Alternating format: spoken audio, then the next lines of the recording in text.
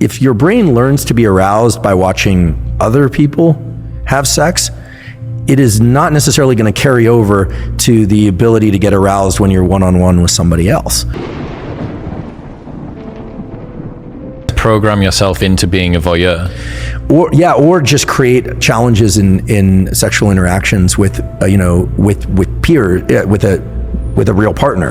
Right? Mary Harrington has the 3 laws of porno dynamics, and the second law of porno dynamics is the law of FAP entropy. And it says that whatever you start out wanking to will get progressively more intense over time. And I think that this is sort of speaking to that ever sort of escalating amount of the wildness that you need to watch in order to get an ever decreasing stimulus that comes back. But the idea here is that, I'm not saying pornography as a stimulus is bad or good. What I'm saying is in its availability and its extreme forms, it's a very potent stimulus, and very potent stimuli of any kind, extremely palatable food, extreme pornography, extreme experiences like bungee cord jumping, those set a threshold for dopamine release. And Anna will tell you that, and I'm sure she did, that the higher the dopamine peak, the bigger the drop afterwards. And it's not that you drop to baseline, you drop below baseline. So again, it's not, these things aren't good or bad, they just have to be controlled in a way, because when people are pursuing dopamine peaks over and over and over and they aren't getting them, typically it's because they've been pursuing that activity far too often.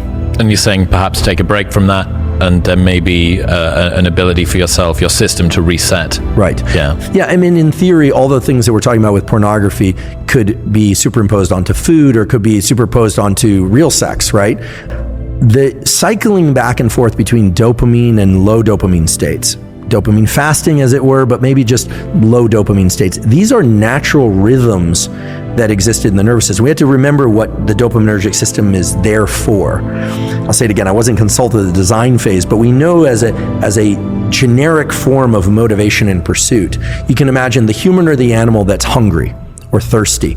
It needs energy to go pursue the thing. So the idea that you have to eat in order to get energy, that's true, but you need energy in order to get the thing to eat. So our nervous system has energy also, that's dopamine and epinephrine.